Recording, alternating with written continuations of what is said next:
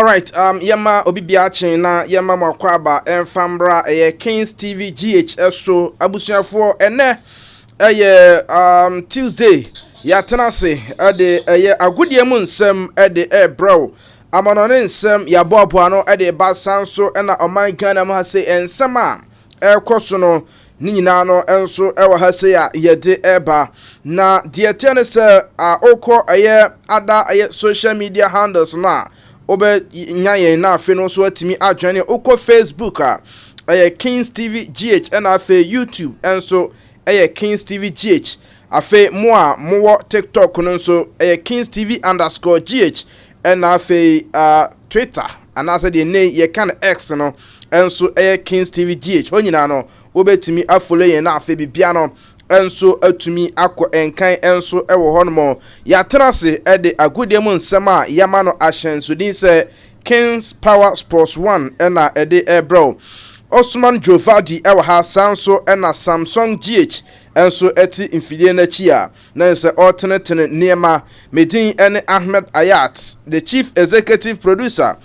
Ken Khalid Nadaruma na ya tenase ya yede enen komono enso etumi ede aba channel so former me say okwa monone a lot of stories na efru hono eba nemum de also nya na ateno na ya tenase ya yede eba na afi bibia no enso atumi akọ enkan enei uram ewaye AC Milan niema eheda enkoyi enfama club no coaches aba coaches akọ Zinedine Zidane akasa edi afaye AC Milan teams anase coaches o mabani nyina no teams o mahihye no yade a Zinedine Zidane akasa edi afa ho bad news from Barcelona one player friend Robert Lewandowski enso etumi aba na afa Kim Min-jae ne ho nsem ewo hase ya yede ho enkomo enso etumi aba sanso na ohram ewo Luciano Spalletti wono nso atimi akasa eno Italy na unim sa Italian Serie A game baako ebekoso ewo Australia AC Milan wom ene komu na ebetumi abo abrontefe Mike Magnan wono atumi akasa ade afasa game a omo ekobo ewo Australia no yede enkomo enso ebetumi aba World Cup qualification enkomo bebre enso ewo hanmo Cape Verde enso atumi a qualifier na just 2026 FIFA Mundial omonso ebetimi akwa participate na fe bibia no enso atimi akoye ye de honkomo enso etimi aba okọ feka fota mechira Cameroon Football Federation no niema nkoye say mpono playoff kra no mekwa akobo no niema mu atumi ayede na owura fa no Samuel Eto'o enso so na FA president na Nikoko Paya na jesenya sem kuma kra osi yenja no kra no nkoto twede den ene match se unua Koko Paye ye de honkomo enso ebetumi abrow na bibia no enso atumi akonkan enye is Nigeria ene Benin enya sem kuma kra na ene de South Africa fo ni nyina no supporto Nigeria se womonchi Benin ensure mo enye sa wa hwe anom so womo qualification to FIFA Mundial akwa something hobrede hoya ni na no enkomo a ye de bro en anopai Kings Power Sports 1 no eso enti ye free amana ne pe ye beba fie na afa ye afisem enso atumi ede aba stories ni na a ewofin ekura Osman Jovadi menko na me mana akwaba na afi omoboso emfa maye memo akwaba mejo so ya nkran boko de bibia boko nyame adom executive producer Dama ene nyame adama ne yahwefo ne tifo nti ene Ghana for bibia boko jide say ekwasu na akiri so ye oh yeah the qualification na ba manfo asha say your passport ti omo afi no mo ye passport no mo hwe you because America for me fucking is a passport office one uko why ma different from now till say you go akobo ne there passport office one how be busy papa and ebia me ka say otena se na okay Benjamin Asaria na kai say bibia nsu nyame the age of 33 years and I'm fan say 32 years now so who died that so benya Blasters obi kura ka so obenya Blasters and so be share no come kura obaka so da bi atwam we dey but at the age of 32 to 33 when you call up what lead the national team to the World Cup why are you born say ne form no course na in kura na kwapem say World Cup no ya bebo na onu so anya kwanya akosi akan dey am my Ghana and you could clearly see as a Benjamin Asare Jinapo no na odema you see the spirit of Benjamin Asare and as a goalkeeper what it takes you to be a goalkeeper no Benjamin Asare ekita that qualities no and I think say everything is on point you see and then a short message for Mr. Keto Kreku and the entourage no and a short message to Ghana football fraternity no okay on World Cup qualifiers here boy and Okoba e bedi won komo ni na no aye regarding to Tuado should Tuado be our head coach to the Blaster to the Mundia and I say Pope you know and me was short message at the moment and video be circulating Keto Kreku asara no osano no dia sir something to say about it okay you see you ask no one who say oh yeah there na obi ka ehuni se nipa no eta na mum o kasa be ya ade na se bia ne papa mu no and me the reason why to the young comrade no house of full supporters na pai kuku someone to man shit anya ne sha asemayat say ada ne yebobbo na Blasters e bobo dia front light ni bia ye intact NS beka say park no ye European standard park more than Wembley na house of football what na front light na e bibie ho supporters na kasa okay and urama game no crown right to against Pando out of line no crown no makasa dia fa ho okay and again Blasters management committee chairman Dr. Randiabi and so akasa dia fa qualification no ho so na captain say all now World Cup qualifies FIFA e bona baso because 14 goals involved during this qualifies 7 goals 7 assists no just babia now they did it to 11 okay the brand here friend Jordan you so the message at Ghana for ever king kan wa ha so na enra Asante Kodoko management members na IMC no kokohia Paul abusuafo de efiri mu ba nyina no ye de honsem no ebeba woduma so na ne uram wo sunya second division on sa un sesie no gusu ekoso this month ya ananya this month ya so 16th year congress okay venue ne mai venue no me find out and the second division teams na shase a omo the South na KAC Soccer Academy so uram wo sunya the only division 1 wo sunya no amu gura mu wonti airport na renam sinam because me hear this is no money abre because next game amu say free oh wow na me de ani just sembe to da enra the CEO the man Ghana Stars and the CEO edema Jekri Bekala management no mining company no ma be mo doma okay omo ye me find say philanthropist ade the man the people in Doma okay title of school for no mo eco SS no they don't break down be mattress our trunk they say no aside so nya free education no omama awfo no ho yeah because yeah the home seminar so ani ma na tokura nya easy ya no pay ya almost be 500 cities show eco day boni na boarding nti yeah the home seminar about this and many more era ye free efisem num eba okay nti eno aye Osman Jofati ye kwa amanone but don't forget say o Facebook wa follow yen na fe fa o message no ebra na fe share ma afoforo enso enjoy the show no and na fe YouTube ube subscribe to the channel na fe notification bell no what turn on so message eba ye be kenkan kama enso atumi e the amount Sabrede ye kwa amanone na ye de amanone nsem atumi e de aba ye dan ho sima aba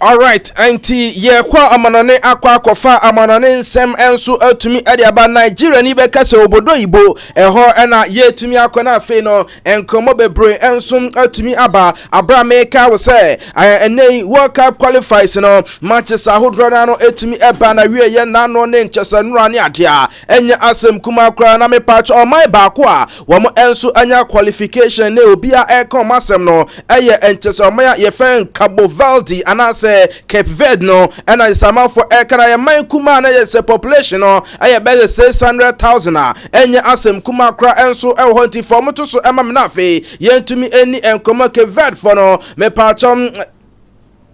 Sedia omani asia jena bra enya asem kuma kra enso ewo hodmo ama se no obia enso etumi akoma asem ohwe enkwada omani aje ena afe so no eye tese emayo a omonso ani aje na se enya asem kuma kra enso ewo hodmo na me pa to se no report to me se kan se ukọ mu group a anonso eye group D no sei ena esi etia me pa cho eye ade a Cape for no etumi accumulate 23 points a wo mo etumi edilidi eye table no Cameroon for Anson at the second position, 19 points in a chrome Libya, Anson at the third position, Omonsu accumulated 16 points, and so more Angola at also 4, Mauritius at also 5 NFA, Eswatini for no Anson a child to our third 3 points, and so and a team a child to answer Ewa, yet Hong Kong money in an Anson to me at Yama Nemano, Mame and Cow say no any Urama, yes, country more population at also pa, na yes, Amonson. To me and qualify bida and kobo aye FIFA mundiano and so aye omaya ye fero aye chesa India for no omo entimi and qualify bida home population aye bet over 1.4 billion and ya asem kuma akra and so our honmo 1.4 million billion me pato report to me second 1950 and I komunya konya so mokobo aye FIFA World Cup no na so 102 ntino omonso etimi atwam frimo na unim so mo qualifiers 1950 no krampo no ayade amaya na je so mo ne mo ebono omo nyina etumi ejai bo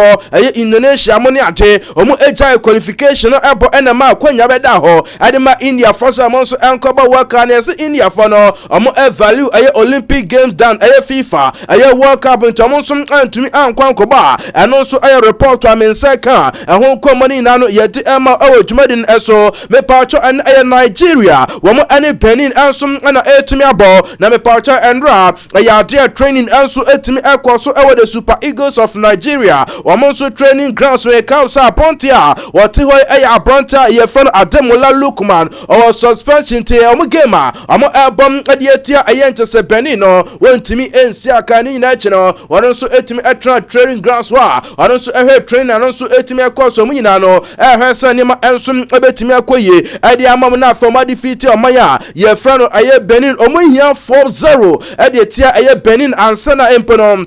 se playoff crampona akwanya anso aba beto anso atumi ade amomo ano aye Nigeria nkoma me saka me de ho nkoma ni na no anso etumi aba me de mo ebe free sa game no anso atumi aba ne o ma me nko aye Zambia na fe me fa san komo we emra me pacho okwa Zambia report to me saka ade se after se omonso anya qualification anso ankwan kobo ewe 2026 FIFA mundial no report to me saka se aban no anso anya suspend aye funding a omonso edema national team nina omonso omontas na afi no ade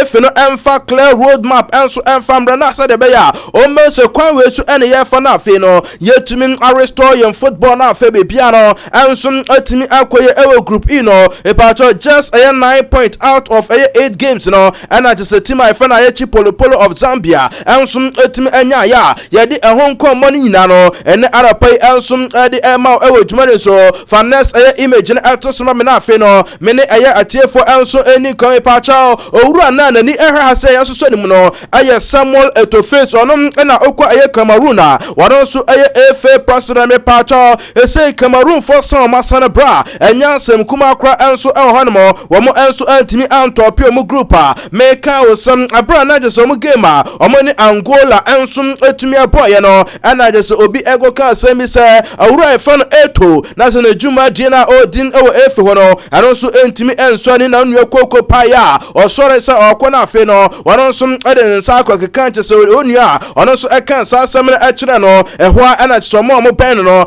enso etimi asoso ne mu a ano aye Samuel Eto ono aye nche se efe president Edema Cameroon omo nso boboko no ano nso aye nkoma nso efrem eba yeti ema yetiefo enso odwumere so na back to aye Benin ene Nigeria me pacho Benin fo no asomu gusum ehunahuna aye Nigeria yes image na eda screen so wey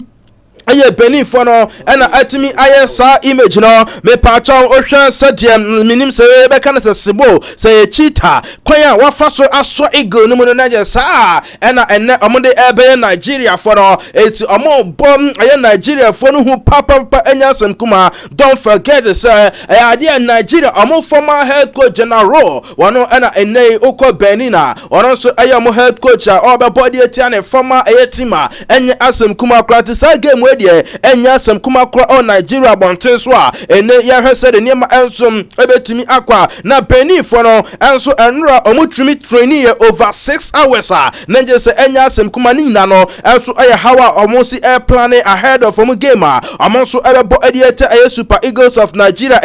ene okwa aye Twitter aye dia enra na Benin for no training over 6 hours no na Nigeria for no so ne nam Twitter enso hwese hwan kra na be start game ni adia enya sam kuma kra ensom honmo na me pacho uko Cameroon adia mu coach ye fam mark aye brace no ana ye say no Cameroon fo nyina omuko ko apaya na jesem omo eni abra mo kasa say ye be ya coach no epefo enso entimi empam te ha eno na eda o screen so enya sam kuma kra ya dia momfo ko apam se coach no wonya nya sam kuma kra ensom honma ye di ema ye tiefo enso odwumade so image we after so mo game omo bo edit Angola obia antumi alpha ball antuni nyankwa tere de ho nkomani na no ansum etimi ade ama yanko yanim na afe no fairness image no eto so ema me na se video no fato so ema me na me feme mfa enkomo emra we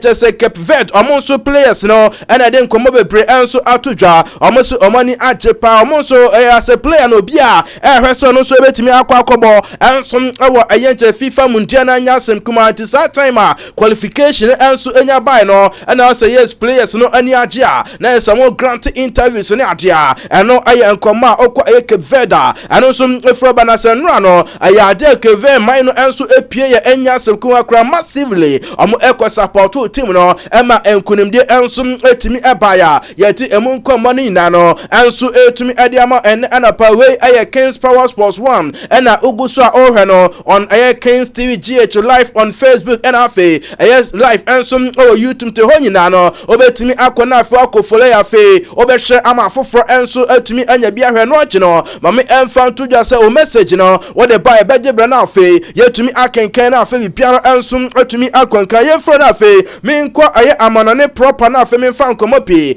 enso emfru no emra UEFA so ye ana mede mani etame patro mame emfa tudwa se UEFA for enso anya na se 2027 no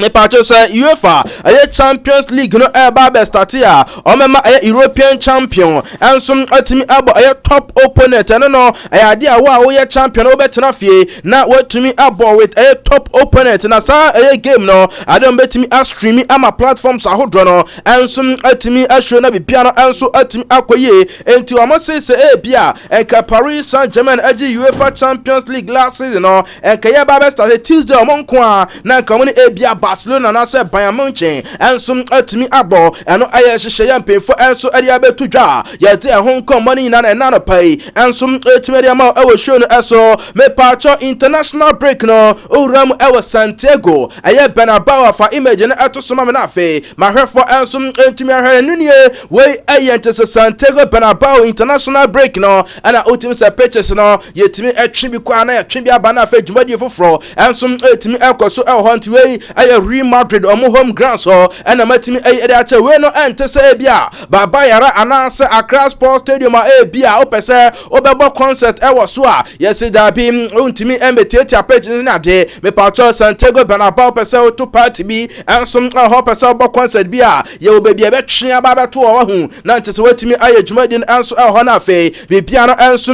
atimi akwankan enso e wo ho a eno aye Santiago Bernabeu ho nkomo na yede e ma fa ines image no so ma me eyowura me lot hu se boy no no nso atumi aprani kotoje kakra na report am say kan say boy no enso ebetimi aye training yame adno bi a Thursday na fe no watimi adwani tim na bia no enso atumi akoye etomo game against Getafe aye likely say Brantele Kylian Mbappe enso ebetimi start game no ade ama aye Real Madrid bobo kona yede ho nkom mani nyina enso atumi ade ama Greece and qualify to aye FIFA aye World Cup 2026 abekoso e Mexico, Canada and afe US no na me pato the last time ada Greece minor also a ball aye major international tournament no aye 2014 World Cup ya de home money na anso etima ya tiefo enso ewo dwumade ne eso na me pato ma minko aye Italy na afe minko di nkomo enso ho fane to soma me na afe ye ni ho enkomo wey aye Brantia ye fe Mike Maignan and America say ko busanse ene AC Milan any team aye fe no Como enso ebetimi akwa akobom game enso ewo Australia ana it is Mike Maignan can say ene no mo dwen sika na mo dwen say bia yakobo bonom ewo outside Italy ye benya sika enso etumi ade abana afa bia no enso etumi akwa na mom no mo dwen afri so ne ma bebre o se ade no Italian Championship match entino wanti ase ne tempe fa ma sa game no enso etumi akwa so ewo abroad eno sema Mike Maignan enso ade atudwa yade ho nkomoni nan enso etraba enso ewo djumadin enso Luciano Spalletti papa we former manager adema Napoli team na me pacho ene onso atumi akwakodi nkomo a ne nkoma odi ni nyina ne se opese one day onso ekoya adwuma ewo Premier League na fe Nibiano anso etume kwa edienti ana pesa okoye adwuma Premier League ni ma wose a fantastic competition and afenso no atmosphere na wo hono anso unique and afa great managers anso Premier League ni mo and afa ohwa game intensity na very incredible ano ref Luciano Spalletti onso edi atudwa honko money na no yedi ema yeti for anso dwumani so the three lions of England amenko mo ho na femi fan komo p anso from Bramonsu Giso World Cup qualifiers na omonsu etimi na fe other matches omonsu etimi abo me pacho England omo ya yet anase omon concede goal enso omo FIFA World Cup qualification omonsu eguso about 5 matches and omabo omo etimi ekipo clean anase 5 clean sheet enso Abrante Jordan Pickford no wono ene dem ema be biano enso etimi kon kan kama enso adima anase omaya ye fe na England home come money na no ye di ema ye tie for enso djumadin eso na me pacho unim say UEFA World Cup qualification top scorer Abrante ye fe brought Erling Haaland 12 goals and a boy no enso etimashe me pacho de tienie UEFA just a World Cup qualification most assists no Abrante Martin Odegaard and na fe no way massa say no way for yeka say ano mu golden generation mu na mu na enya sen kuma uram group aya na so mu enso etimi top with perfect record na just enya sem kuma Italy mu nyina egum bina so ada no way for enso top enya sem kuma akora enso honmo for Kevin De Bruyne eto so ema na fe yemfa ne honkomo p enso entra bi the next image no eno Kevin De Bruyne me pato de tinie Abrante na ebia ofi se wago ebia na yese Man City na just opia assist ne adena wago 18 na wapiem Napoli me pato this season Abrante fan Kevin De Bruyne 11 goals contribution 12 games enya sem kuma akra when club and country me dey home company na anso eba to watch ampa still na fitness level no ensem there was so guso boy juma wadere enso honmo ye dey home company na anso eba fa next image na fa to so na fa didn't come akwada way or akwada your friend or Bernardo Lopez mo hwe image ni din menim say Samsung go betimi zoom ya mananim na bakese e wo screen so ade amamia na afe no yentumi endi akwada no ho enkom na afe bibia no enso entimi koye eti wo da ya ne kese ya guess ha it is say so be hu ni ya be akwada ni tiri hu nyina enso atimi ahyehye nanim enso atimi ahyehye ni na say akwada we Abrana oya akwada ketekete no ana je ne maame enso eno onso de kettle no enso atimi asiso a ono onso hia enso ade aye ne tin ni ade a na abra maame no efri kitchen ho enso ade nani ekire mu ewo aye dema okwa akobepa ho no wo free ho na akwada yi enso ekowura aye kitchen ho a enya asem kuma koso kettle ni manchese nsuo no ehwie gu ni tiri ho ni nanim nyina na je nanim enso etimi ahyehye ye eti omode no call hospital no na je just medical teams and as doctors in a day on officer akwada ne de the way we see ahye ne de massa entimi enye ye enso e wo hanom nemom no ada doctors ne bi enso etimi ekeka mo ho enso etimi eye ne surgery be 7 month surgery and akwada no enso 20 no ne ho etimi eton no me pacho eya ade ne nanim enso etimi ayese na akwada no since ayese ono so etimi recover no or start a ball and anchise ni je ho a wono so etimi abo okwane wo fafie no ne kwada no enso etimi ebobo ho a ana mo de adwane local academia na sano so etimi ho ana so opona ana report am say can say justify bi enso etimi ekoso a scout enso etimi ba na masa akwada no je bona bra nya asem kuma enye se ebia nanima ahyehyene nti wache ana na chena afefo no enso etimi adwane bona no nimbo oje bona masa wo twe no apase no adahye na nya asem kuma akra no ana botafogo fo ne hu akwada so wow akwada we enimbo ba se no omo so etimi afa akwada na ono so adjoin eye botafogo a ye de ho nkomani nyina enso etima no ebusa akwada no se de ena opem enso ewa wiase o se ono de ne da so nyina ene so be hye owura fan Cristiano Ronaldo na fa be bia no enso etimi akankan ano aye nkomani so efra branti a ye fra no aye tse Bernardo Lopez hoba ye de ho nkomani nyina no enso etimi de ama ene anapa enso ewa dwumade so me ko Spotify company e say basa fo no ana na mo be kom ochino menso ebetima akona usema dikan aba be ka chiro se basa fo no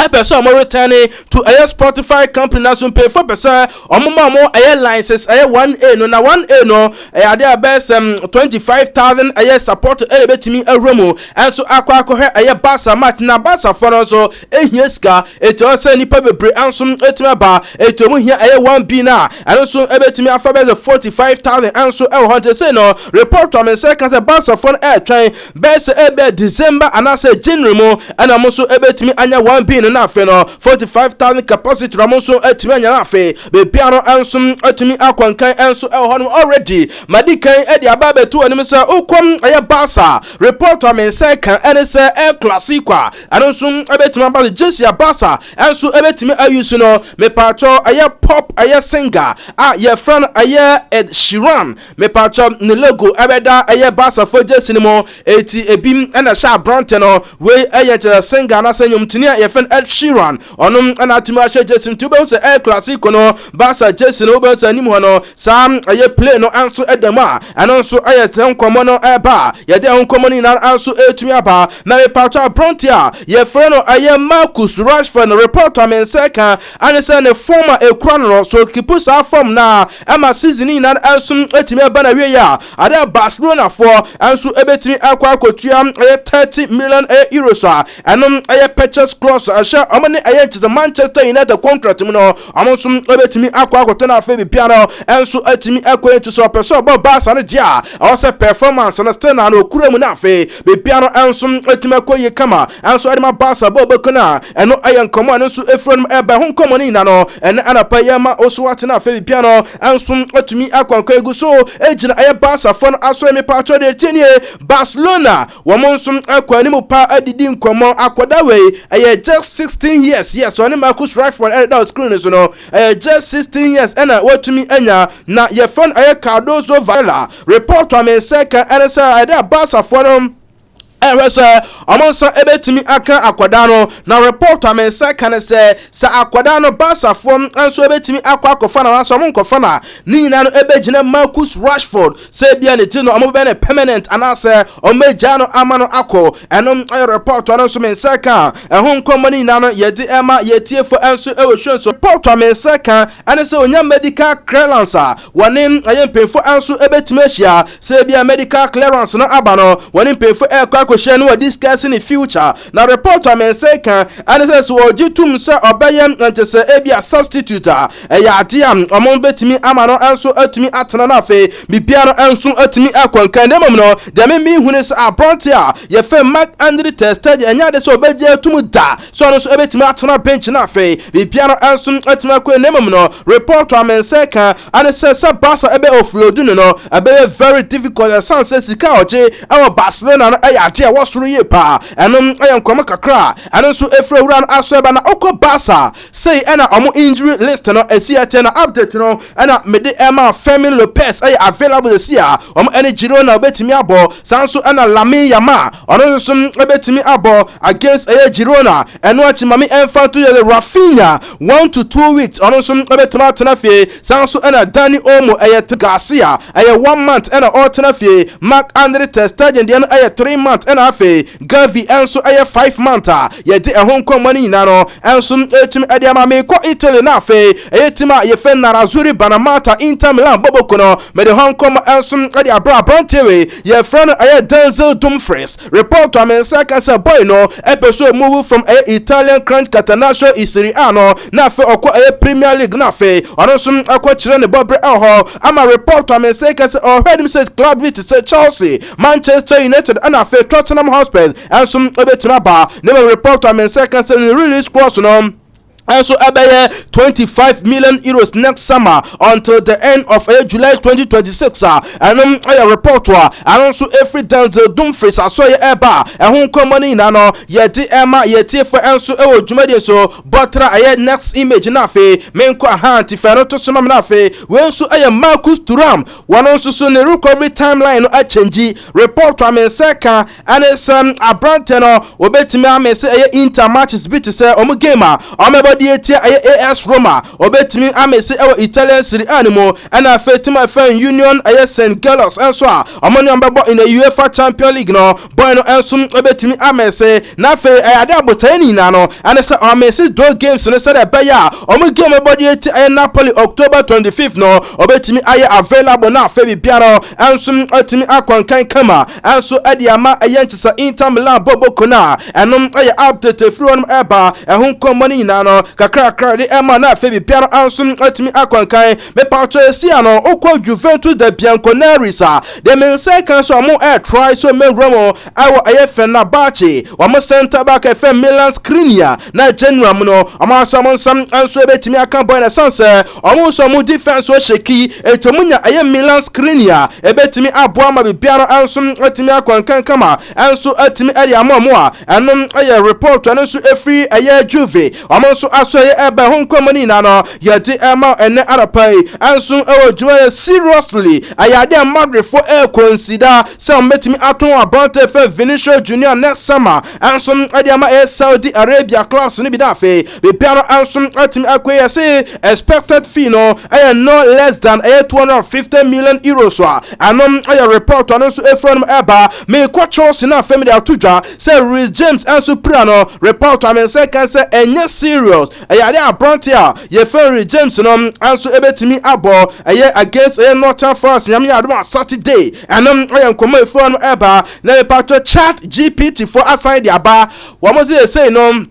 finance image eto so ma me na fe no ye ni nkomo o mo say no Okwa aye 4 and as a top 4 left wingers historically na is of all time no say ele siete abante fa Cristiano Ronaldo wano ena edikan obenya aye Ronaldinho Gaucho anso eto so mienu eno achi na abante fa Ryan Giggs anso eka ho ena Neymar eto so 4 we aye Chat GPT for no omonso dia omo ade aba ye de ho komani na anso etimade ma nyame ya aduma ade team from Manchester United womo ene Liverpool anso enso etimi abo we atamfo pa ena etimi ahia na enya asem kuma akra enso e ho no na enom ena je samanfo static wura ye fan aye Paul Parker edi tudwa sa abronte fe look sure o wa adwuma ye papa se akwa no we lazy enti se bia wanya adwuma den Manchester niema enso etimi nkoya kwanya Liverpool fo be fasodi na America no ebetimi expose no amacho bia usa ampa akwa no ni trainings yam enso sam e wo forma eno aye nkoma na se Paul Parker enso ade aba ye de ho nkoma ni nyina no ene arapai enso ade ema e wo dwuma so na Kim Min-jae ana report am say kan say onye happy aw aye ban Munchen for no aso ye na report am say kan say general no obetimi Afri club na ama Juve for e consider say besambo o metimi anya na afi no wa be replacement ade ama aye nche injured aye Bremer enom a report to am say kan ho nkoma ni na no eno so etima ba na bad news free Barca so ye eba na pai and say Bronte Robert Lewandowski watimi akwa pram aye muzzle tie and I just say we left tie na enso atimi watimi asofa ese no ye injured da eno so ho nkoma ni na no enso etimi aba ahanti eno aye sede city na me pacho nedi me nsam eba na wie no mame enfon to ye Zinedine Zidane e de atudwa wase ohwam AC Milan ayade a managers aba be hye team we ba no okọ na se we ba no okọ na Zidane se onu hu ne se owura fen Arrigo Sacchi ni Milan no na a strongest team of all time all such a shape a team no modern game tactics na any philosophy and so bianso etuma bono utin say yes so run etumi adwuma aho and which no sign edge several trophies including back-to-back European Cup na say enya asem kuma akra enso e ho ti Zinedine Zidane enso nkomo no yenje na so na afi no yemfa ayamono ne nsem ni na no enso entumi empem ha na afisem no enso entumi ento Osman Jovadi e de afisem eto also Yamra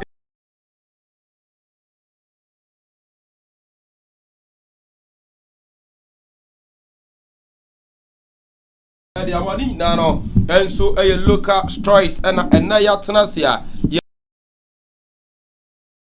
urama and some I know and so a course with you know and yatanasia the one some no and so eba na yan shase and from free near day at Ghana Premier League and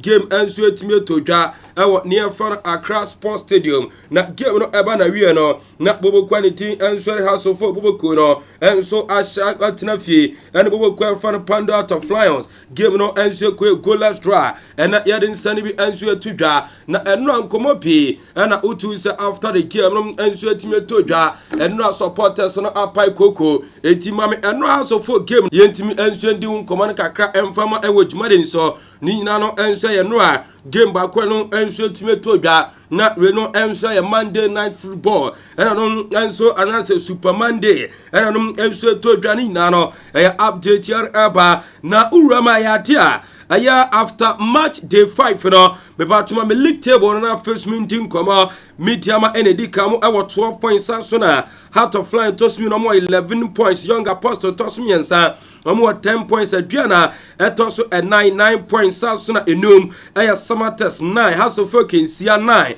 Hawa United and so 8 so na Asante Koroko etoso 8th position with 8 points Vision FC 9 position with near funny 8 point Carrera and some eto 10 position with 8 points Bibiani Basona so draw up Blacks and so etoso at the 14th position with 3 points Becham United at the 15th position with 2 points Holy Stars at that 16th position with 2 points Dream FC 17 1 point and 11 wonders and so Emma one and nano and so I update and I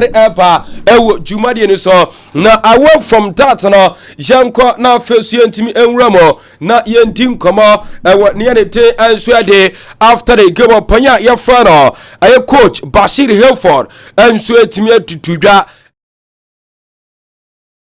1 point omo enso ababe wuramo ababe peke ewo Accra Sports Stadium no eyade omo enso etime ya adwuma 1 point de enya adwuma ketwa yentie small penny tutudwa. It is a tough game, as you started by saying it, and I think my boys have been able to manage them, and 1 point away I think is enough. Now we are playing away 3. We have played 2. We have gotten 2 points. We are going. So we have to make amends at home. Of course, and you've seen the team play today. What needs to change going into that next game against Gold Stars? Or when we go back home, we'll do the needful, and then we'll see what we can do when we go to the Gold Stars. Thanks very much, Coach, and wish you the very and some player fan coach Bashir Eford and swear to Johnny Nano and swear details and I didn't send me and swear to Jarama Awajumadin so na young corner first Tinko Bashir Eford and so at 12 Din Commander and Kuma Bashir Eford to join Nana so no on trouble being cast what was set target a man on a league you know and a few or budget Yantian some Bashir Eford Eddie to Jar. But at the moment, we have not targeted that we want to win the league because it's just 5 matches out of 34. So we have 29 matches more to play. So I always say that we want to accumulate the point well that the second round will not be struggling. Ghana Football League, the second round, if you are not careful, you will drunk. And so we want to make sure that at the second round, we're seeing how to manage the points. And so it's not by that my ambition is that, but when we cross a certain stage and still we have the listen, then that is where we'll tighten our belt and see if we can win the league. Enti wey and some Bashir Eford and swear to Johnny Nano update and eba young coach Masoud did the money and ra after a draw on also in some etuja possibilities on our side. We try to break them down with progressive possessive play, to play more expansively and to try to find ourselves in some dangerous positions, especially in the high pocket spaces where we could just turn and accelerate and play balls widely, which we found and which we thought was the way to break them out. So we trained very well on these ones. And we needed the final passes to needed some places, some good positions to be able to finish. But I think that they also exhibited that they were 4 league leaders also showing some compatibility in terms of their strengths. And so it was a very tight game with a lot of strong transitional play by them, which I think that we tried as much as possible to control that with strong attacking balance the time we went on the offensive. And so, in my opinion, it was a very good game from both sides, but not the best outcome that we wanted. Coach Bashir Eford nkoma no enso eritu dwano na enne yede ensani bi enso ema ewo dwumade ni so na yenko anaso panyan fo coach Masoud Rahman Rada open enso to aso ere nsema dwa osi always bia no omo try so omo enso betimi a control eye game no yentie nsema open no enso eritu dwa. How we try as much as possible to control the game and then to try to also control the opponent, more especially when we are not in possession, and the opponent can also be very, very dangerous because they are also very strong in terms of their transitional play. 5 games, 2 goals. Are you worried by the lack of goal scoring?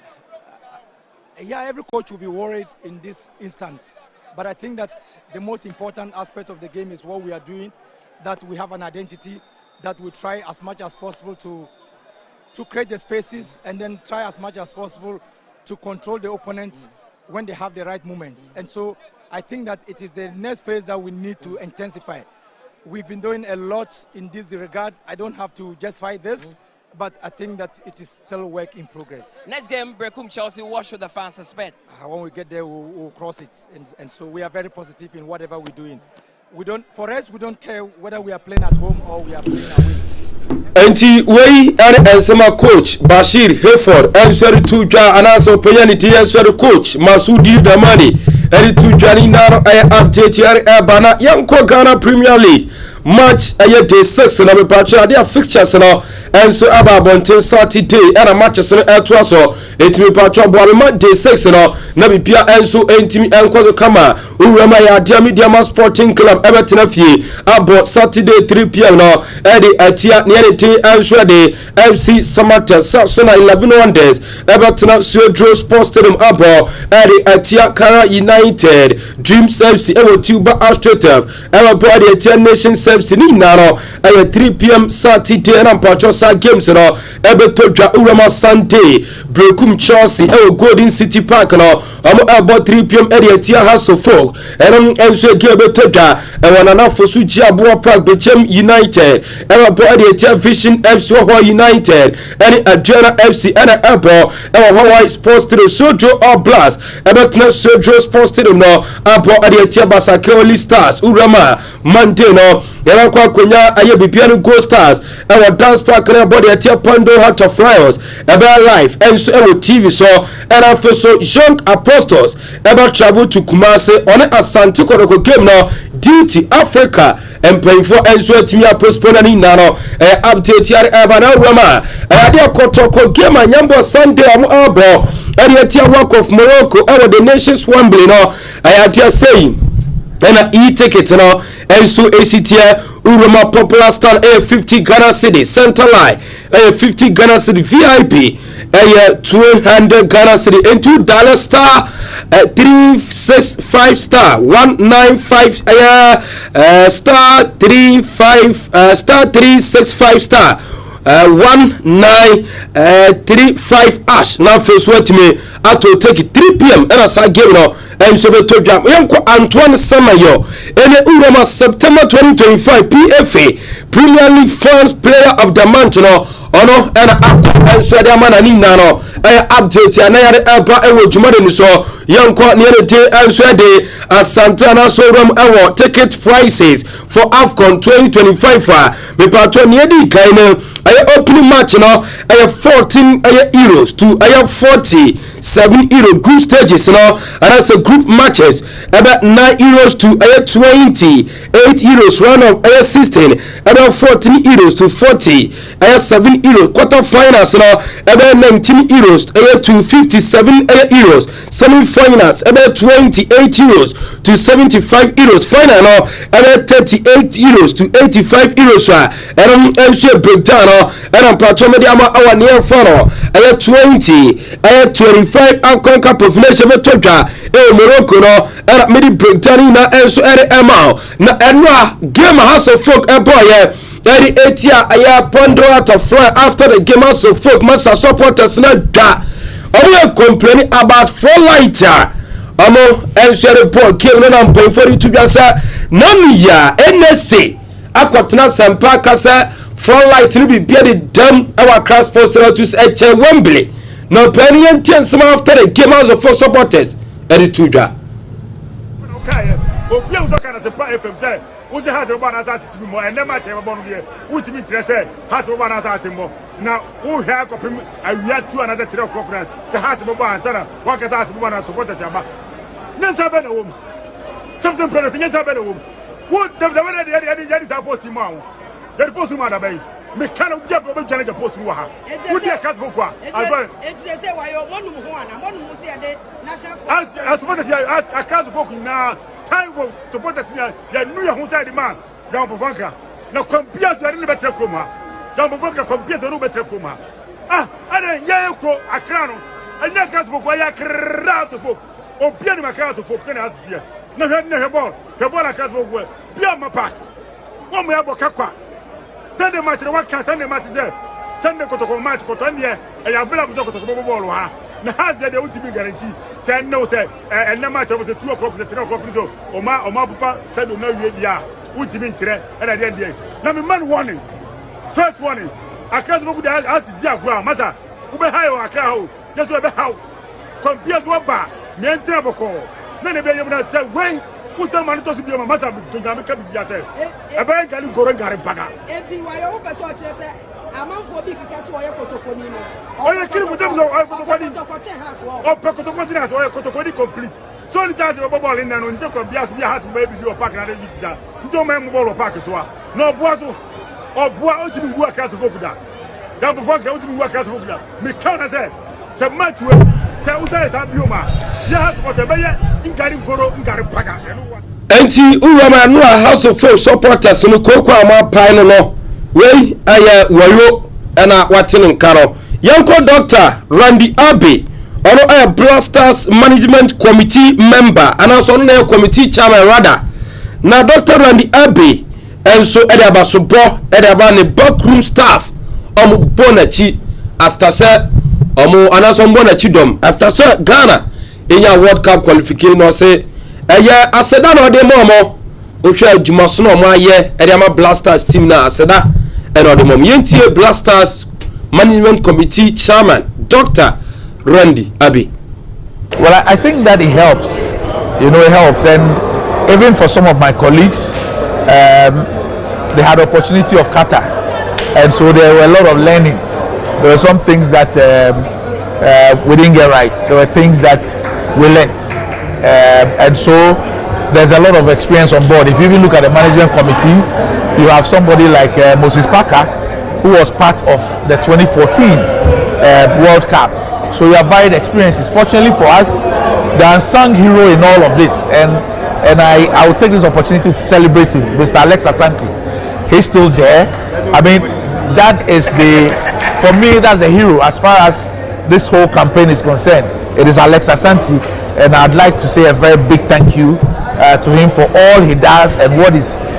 done, especially with this qualification. And so we have some experience, on board, and we would like to apply all of that in terms of our preparation for the tournament. Enti we enso Dr. Randy Abbey ana watenen kana da onsani bi ama yanko Kumasi Asante Korokwa so ye urama anwa Asante Korokwa boboko no enso ekohia the late Pole abusuafo na enwa ekumodide ekoso ni nyina no se amuhia abusuafo ana enye abusua no nko a eye kunafo ani Pole abusuafo ana no enso ehia mo ni nyina no efa sabi nipa bonfo bi a no enso agene nkwadi free ni nsem ebra na eye bobo quality enso ra Asante Korokwa ebo Premier League game edeti enso Ataman FC so nsuache na sansem na to say a meeting upon meetings enso go course so ni na no say before mba be aye no issues ana eba bra omusie Pole wie ye no ensem eba ni na chi no ade a aside se na wonsem eba no His Royal Majesty Otumfo say to me enso eka de chiabusu say aye no mba ye no ho ka bia no ono ana be fa ko biem osan to aso e de sika otu se yentimi emodi e de ma abusua no na eno a enhyiamu a empefo ko hia abusua na fa kwanya mbe fa so enso ene abusua no etoto adwen e fa ne afa no Pole ni incident na sinam ka chia abusua fo ne se awu gusu case no mu de akire na omu nyi amoni ema case no mu de akire se nipa boni no ombetimi enso acheno anasa mra no ene ne bedia ni na no wosema de na uwa ma honorable Peter Awere on good dealer osan enso ye assembly member me patwa nya no a meba so good dealer saso assembly member ba manso edubia sesia me seka me no kasai wato ne ne di enso de 5,000 ticket enso ama Asante Korokwa game on board etia work of Morocco ni na no update ya eba na mame aya management member and as a CEO Edema Adriana Football Club Collins Atapoku Sasuna on behalf of management of Jekri Bekala and so a donatee 1,000 of mattresses, 1,000 of air trunks and over 40,000 books Edema JHS graduate omo efi doma entimi pacho na urotate no enso edema msabia bibia enso ebetimi akoso kama honoma enye fadi agro enti urama eno ena dust kuniso no enti we no enso eye adia omo eye giving back to the community ti trans no best no na some mattresses no eda dawa ni na enso ya hosema ne yer eba ewo jumade ni so yanko ne ne ti enso coach I for coach from Pomanso enso akasa Daddy afa a branch here fellow Alexander Juku and our first JT partners in Miss Salis when I say defense or not very solid. Our Honoma Nina update and the airbar and Jumani Sasuna Urama me patron mame aya we na face yen dim komo and come up pay a friend coach from Paul Manso and so the two da na face so yen dim komo and so fama and yet for the agrokra yanko branch friend Jordan Ayu Urama Jordan Ayu and so Remo at the message area ma blasters aya after so blasters enya qualification or Jordan Ayu and so the message area ba na message Jordan Ayu area bani na say that's a person for Sakura so na de aseda emu edro na face so de anisa sem erma Ghana for era face so near friend ni teammate o hwe ha wo mutimi to amu si wo ekon eyekoden eyadwumaden erma Ghana menya qualification na otu so de aseda na emo ani na no update ya de eba ewdwumaden so na yenko NSA e ba tuma mi NSA omo aya Bono regional NSA hono fato so na face so yentin komo urama aya announcement aba sesia say change of date and so na bani na say work with Bono Stars and say when aya sports for friendship for health and also for development health worker nanka 1st of November ebetimi atodwa no mpayifo so mo and so da kwa share 22nd of November sarano Friday 5 p.m. and that's a 5 a.m. prompt and out is a starting point started the free residency which close to Usbet hotel hub and I'm to say I work with Bono Stars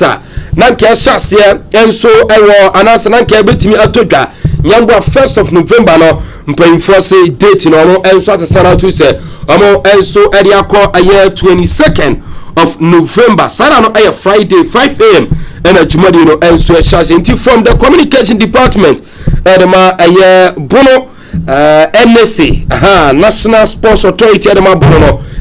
amo and so communica amo edi ababo tinti sana no sala medical kano a lot of stars and eba legendary box tababa sasuna MC ne MP sahoro mo Bono ha and painful attitude mu di mo Bono mo Bobby ajai omo mugusu eboni nano omo muwo ada sports disciplines ni nano beti omo nka obehu omo enso ntinyambo a work with Bono Stars no enso de todwani nano update ya ye ebanti on this note yemfa ensem no emfansi na fe so yenya birthday no na yenwura mu na bibia enso entimi enkoso kama enso onoma enye fadi agronti ya na wawe rotate enso edi amame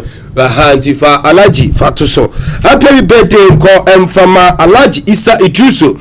di amanfora de friend na ye obo oye diehard supporter edema BA United from Blankuvi era feso na fi Musa tender sememfa afidikesi na memfa wonderful and a blessed birthday emfama enti aya happy birthday enkonfama Alhaji Isa Idrisu yakopon sha na feso onyufra dumu na onfa nkwa dumu na nkoso a na ontretre wa hyem na ma onye nhira ewo abusuanum also ewo Kings TV GH another one no enso Mr February ono enso was pen from Onakasa ne doba Nana Adwa Pressure say on Kings TV GH happy birthday and confirm Mr February yakopon ahia dada wa onkoso na omana hode na fiso ontunu nkom na onkoso no mani nyenhira ewa abusuanum from abusuanum na oba Nana Adwa Precious edo mo anu na so okawoni na nse yem 50 cases na yenhira on Kings TV GH another one no enso enko emfama my little daughter we akoda efrano obapa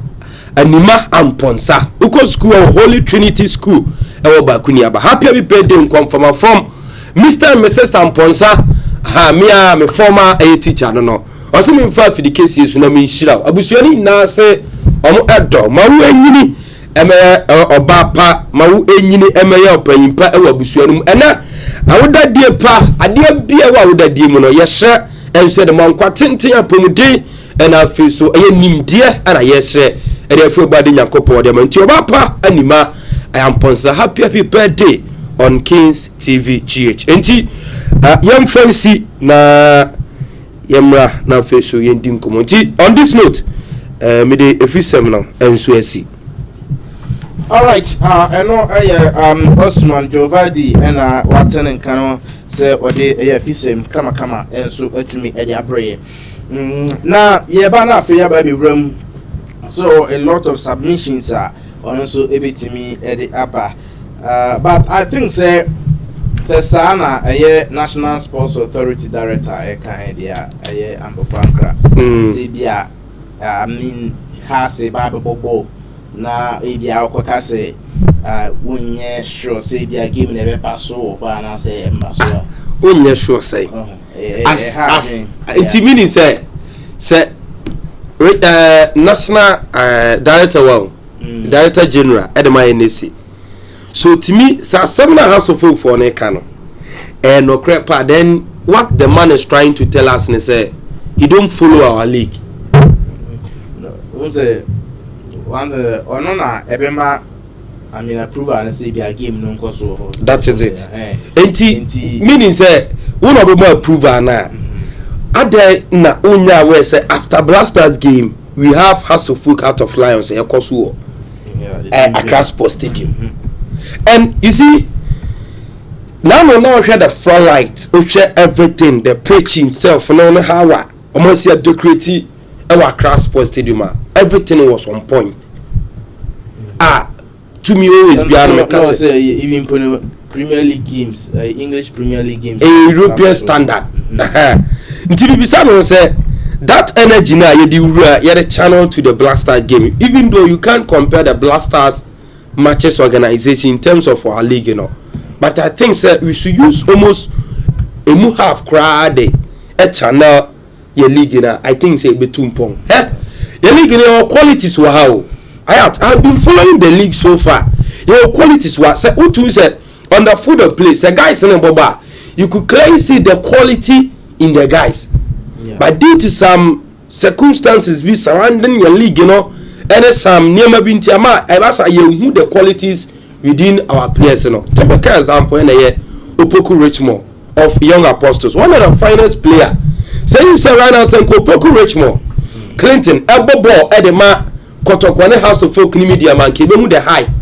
said a lot of them nanka omo call and answer omo call in for Brighton national call up and answer nanka ye hu the high for Brighton ya but due to say Obo Young Apostle nti ama the PR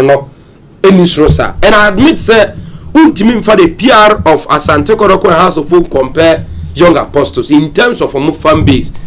but I think say Usha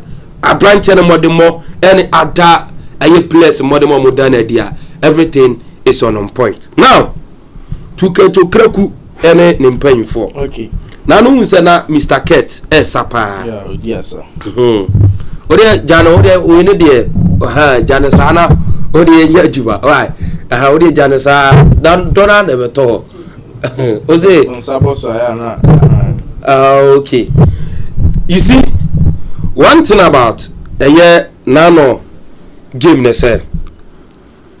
ohwe anija na Mr. Keto Kraku ejinani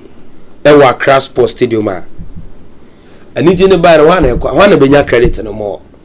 aside the coach very good entiayat anytime bia the media criticize the coaching and the Blasters no some criticize in a where memempe say ubetimi ayusu wesa ebetimi ago say bia o criticize ni pa na akwa say akwa personal attack I don't subscribe to that but if say criticism now the man a constructive criticism now I agree with this and I agree with that because this were the same Blasters yes game I say this were the same players almost 80% of them and a ball AFCON qualifies yentimi qualify for Morocco this same setup and Otuado lebe Otuado mbefun se nema nkoyi almost say omoye rehabilitation or the technical team Emma World Cup boy just a loose any which is Comoros and Ochaki countries yashe more goals ewa Africa Ghana country say share more goals just a year World Cup qualifies here Ghana. It tells you say na bibia e kwato come at the mind. And this time around no qualification e nya no. E betu ba say we the journalists, most of the journalists now are you na dey call a World Cup call e be call US. Yeah. But we are here to fight for the Black Stars. We are here to make sure sir everything is on point for Black Stars. Say be yina yasumbadwe.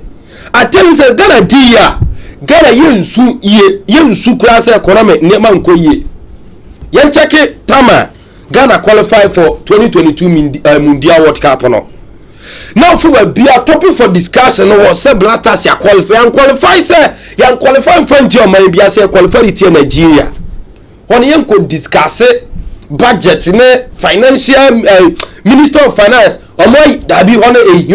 you just give Ghanaian joy of Black Stars mum feeling the Black Stars of it. And now no hwe ni jana ketokraku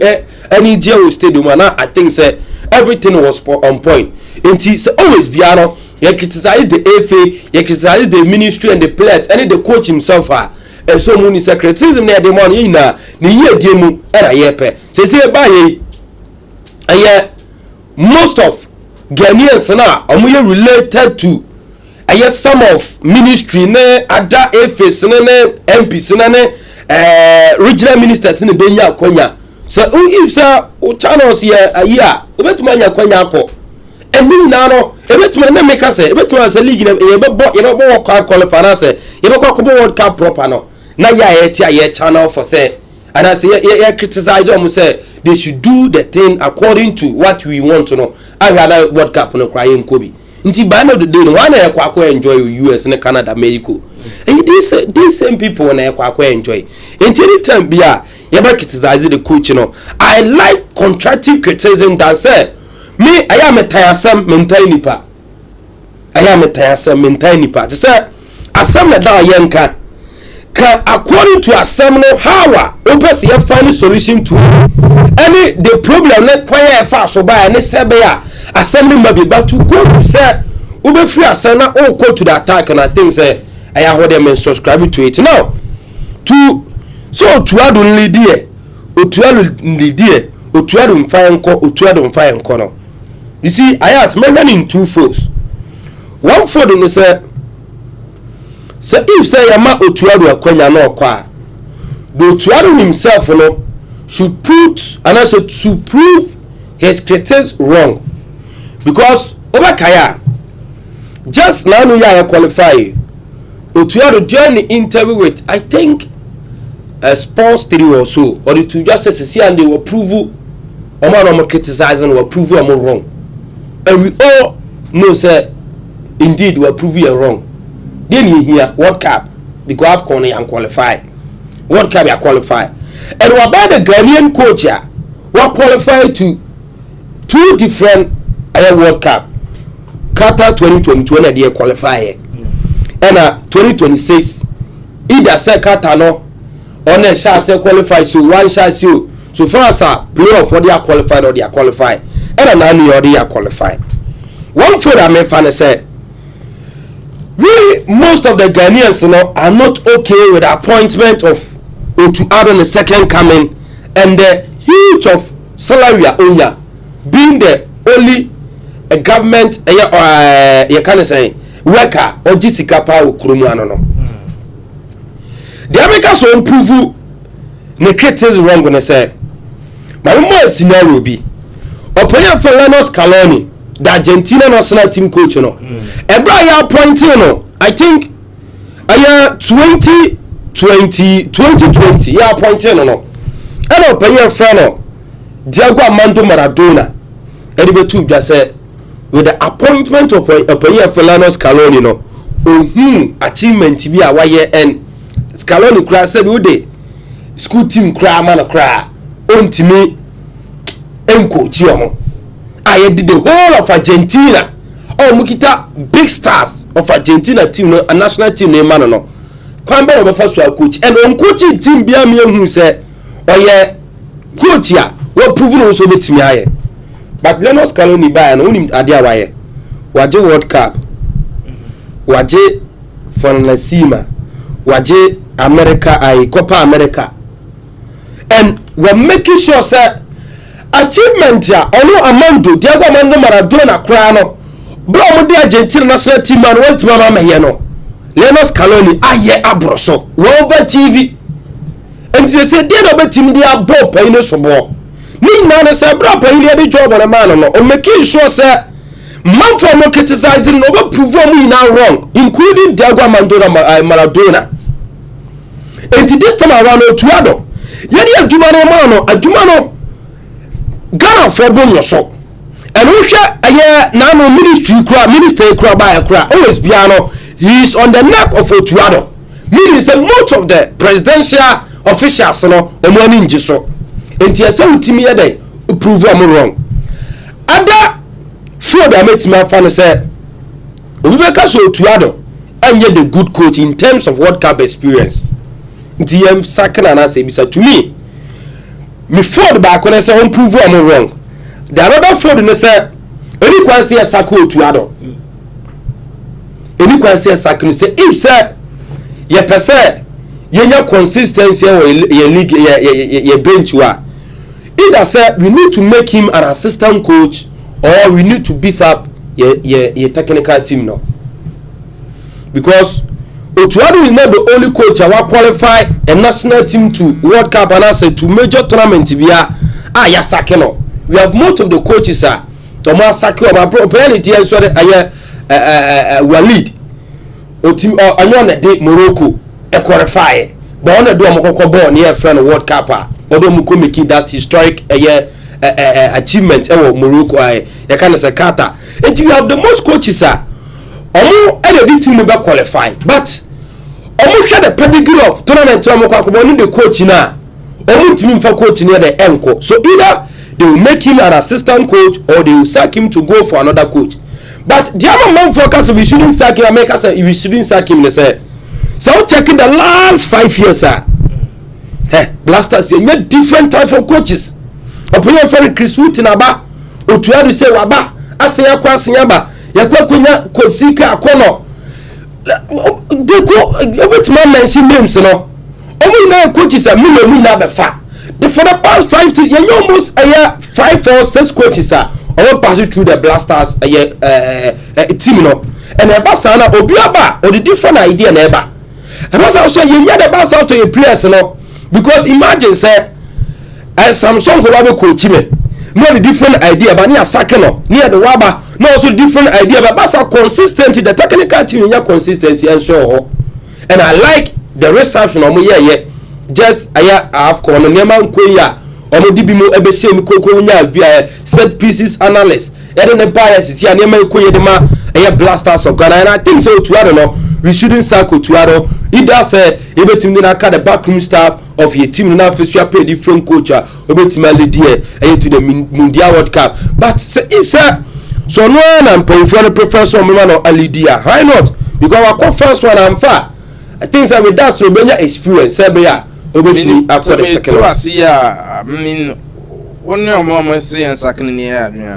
no more yen second no enya adwe to the stand say okay I see a team dey no be wura the backroom staff say yes second nkwade there but say you know if you as a head coach na be a deny assistant coach na ya pair a different coach e dey na abade a agree but say yes second nkwade on say second I say you compensation close to buy $1 million or €2 million because we shouldn't forget say before I go for to no you under contract yeah and you go for no you go for $2 million and the man Dortmund plan the salary cry my almost $50,000 a month and no pay any edge in that things a circle to other say be is here the Ghana so scan here ye ni sika chamai Ghana sika ni because ministry no say we have ministry one thing about sports ministry they say Blasters budget nko no etimi famina enti aba sare etimi disperse scan from rather department am almost on channel into I think the circle to add on there we should say be a maintaining a kakra na yem fa different coach no on ka the backroom staff say be bia e be cause come me grandpa there ono na person lead and fire enko yeah because okay. The understanding with the players and this money and I think say you know and even the players themselves, playing at the World Cup stage, I mean, I'm a proud team. They will be free idea about on fire and co. I feel that they be an Shani Jurigu, Shani Jurigu, a man fine co. He was a performance, then we sack him for a year. I mean, different coach. I bema fa PM would have na me results we na face so. I mean you in through yanko. Sekondi Zungu or say watching you live from Libya. Keep up the good work. And Kofi Ajiman Blackman say inside Peak Farm in Accra. Okay, and Cool Kerosene or say watching you live from Akokwa Amon. Congratulations to the Black Stars for qualifying for the FIFA World Cup. Hi to my daughter Ahmofe Patricia. Okay, T Stephen Ado and so on. Maybe Ayat Anwa second division side. We a shadow management member. Holy Chad and so Ramo and so Eshe Kanabako Emma Adade FC and so Intimiante Fear Pre Town Park and 3 p.m. Sunyan Coronation Park or Money DC United and Ever Bonti playing body no technical team na champion TM no any playing body no and face coach Ember former BA United or Manafo Bofakwatana Mefoda Mame and so Enchia Munina and 3 p.m. beba na Money DC game no ye team and so abe support mo na bibia and so akoso kama nkakra bibia and so be fanti Ayat mawie. Okay, ti yedi si ha aka siman mienu na du mienu abo yen fancy ya ote Osman Jovadi nkamedin ene Ahmed ya Samsung GH wono ena etena mfidi na chi echinchin bibia ena fe the chief executive producer Ken Halid yeda wase na yakraw nyame adoma ibesen hia. Bye bye.